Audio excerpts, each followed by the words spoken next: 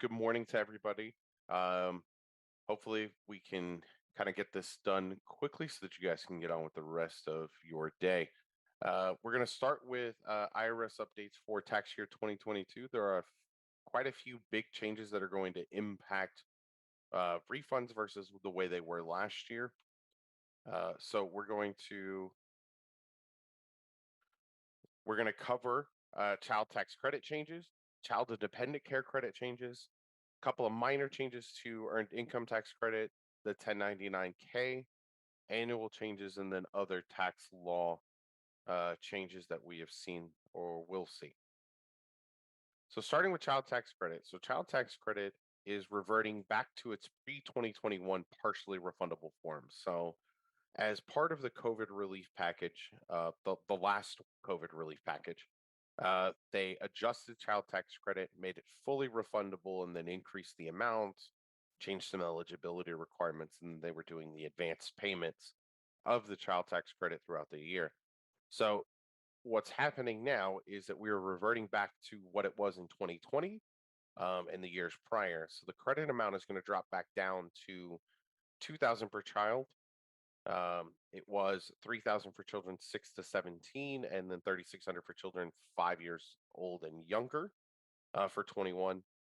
The eligibility actually changes as well. It goes back to those that are under 17, so age 16 and under. It was under 18 last year, and then again, there were no monthly advance payments.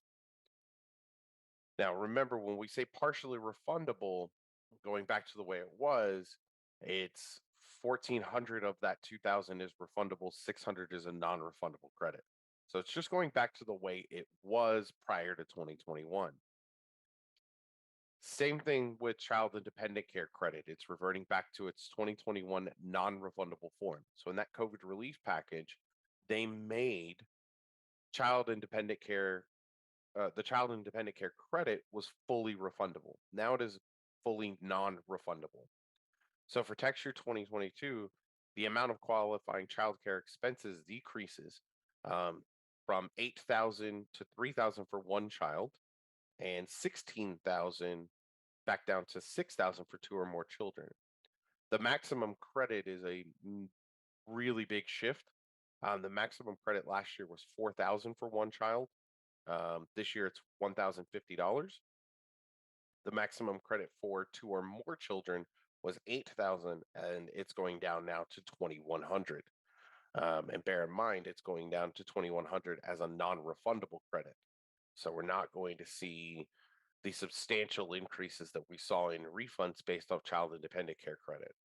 Um, the max credit rate is 50% of the expenses, but that only applies when the AGI is under 15,000. Last year it was under 125,000. The credit will gradually decline until it reaches 20% when the AGI reaches 43,000. So between 15,000 and 43,000, it'll go it'll incrementally drop between 50% down to 20%, and then 20% applies for all AGIs over 43,000. And there is no phase out. Okay. Earned income tax credit.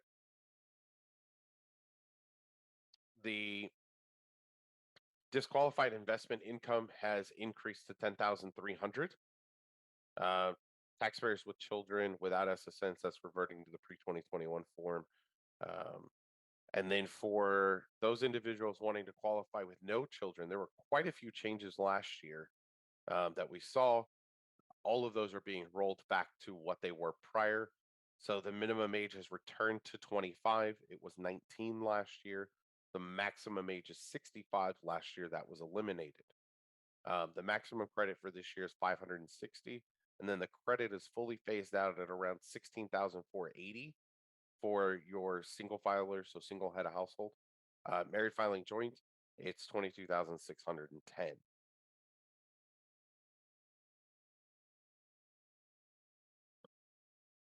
I'm going to skip this table. I like the next table better. Oops. So the max credit and max AGIs for earned income tax credit. This is always one of the slides everyone likes to see. Um, So we got the number of children in that first column, and then the max earned income credit based on the number of children. The max credit for 3 or more is $69.35. If you guys are going to use any of these numbers in marketing, please make sure that you include the words up to. You may qualify for something like that so that you're not giving the impression to taxpayers that they're going to get $6,935 by doing their taxes with you. The IRS has cracked down really, really hard the last couple of years, specifically about misleading marketing. So the max AGI for single and head of household filers um, is listed here as well. So it's 16,480 for those who don't have any children, and then 53,057 for those that have 3 or more. So I generally share this information with you guys so that you know where that cap out line is, regardless of their filing status, and that's $59,000. Look, if they're over $59,000, regardless of how many children they have, regardless of their filing status, they are not going to qualify for EIC. That'll save you some headache as you're trying to figure out why a taxpayer doesn't qualify for EIC.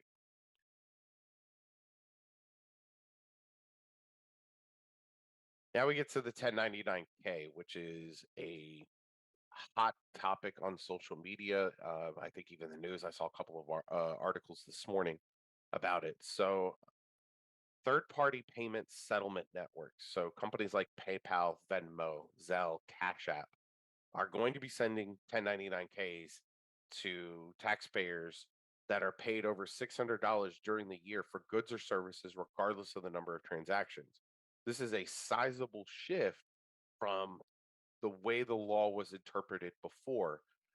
Previously, the form was only sent if you were over 20,000 in gross payments and participated in more than 200 transactions. This is a concerted effort by the IRS to keep people from avoiding paying taxes on income, if you will. So the change in this reporting threshold means that more people are going to get this 1099K than have before. The 1099K reporting is only for money received for goods and services, and it does not apply to payments from family and friends. Now, the follow-up question I always get on this is, well, how are these companies determining it? And the truth is, I don't have an answer. I don't know specifically how they are determining this. The only thing I can tell you is if they got a 1099K, you've got to report it. It's just like if they got a W-2 or a 1099 miscellaneous or 1099 NEC. If they got it, they need to report it. If they feel like it's incorrect or it's invalid, they would need to address that with the vendor, with PayPal, with Cash App, with Zelle, with Venmo, whoever sent them the 1099K. They would need to address that issue with them if they feel like they should not have gotten one. I say this because if they do not file this form, we're going to see what we generally have seen historically when a 1099 is issued but isn't included in the return. It's going to delay their refund. They're going to hold it until they file that 1099K. They're not going to just be able to avoid it by not filing it. That's not going to work. Okay. Tax bracket adjustments for 2022. Yeah, honestly, there's just some slight shifts. This may just be something that you want to review for later so that you can kind of understand where the tax brackets are and how how the tax brackets could affect them individually. Standard deduction is increased a little. Again, this is pretty standard stuff. There's one thing I want to point out here, and that's this married filing separate. You see, we have that asterisk. Um, I was unaware of this until this year, and it would just happen in a casual conversation with someone that I know that works for the IRS. So, for married filing separately, if one spouse itemizes, the other is forced to itemize as well. This we knew. What I did not know was that if the second spouse doesn't have anything to itemize, that all of their income over $5 is taxable. So, something to keep in mind. Again, I don't know that I've seen it, but I always try to share interesting things when I find them. So here are some expired credits and deductions. The recovery rebate credit, we do know that's gone. There's no more stimulus. I've seen a few articles online from less than reputable places. I would say promoting that there's going to be a fourth stimulus and a fifth stimulus. At this point, there's nothing in Congress to indicate that they're going to be releasing any more recovery rebate credits or any more stimulus payments anytime soon.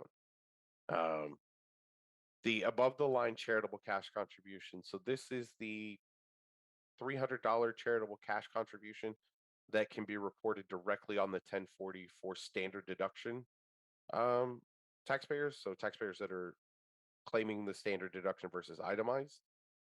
That is currently expired. It expired at the end of 2021. The 60% limit on deductions for cash donations for Schedule A is expired as well. Now there is no limit. There is no AGI limit on deductions for cash donations on the Schedule A. And then I feel like this happens every year. The mortgage insurance premium deduction is gone as well.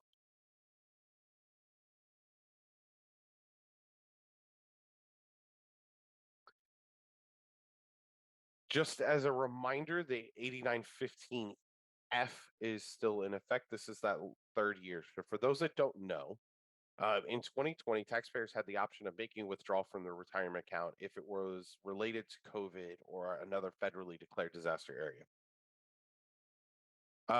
If they did it for one of those reasons, the withdrawal was not subject to penalty, and the taxpayer could elect to have the amount withdrawn taxed over 3 years. So they could have a third taxed in 2020, a third taxed in 2021, and then a third taxed in 2022. Most of these happened in 2020, obviously. And so we are now in the third year. So you'll still be completing the 8915F for those customers that did opt to have it spread or have it taxed over 3 years. You'll the form was filled out exactly the same way as it was last year. If you catch a new customer that has one, you just need to complete the 8915 F with the information from the 2020 return. So you'll need their 2020 8915E, and the information that you'll put on the 8915F is either on line 9 or line 17, depending on how they filled out that form.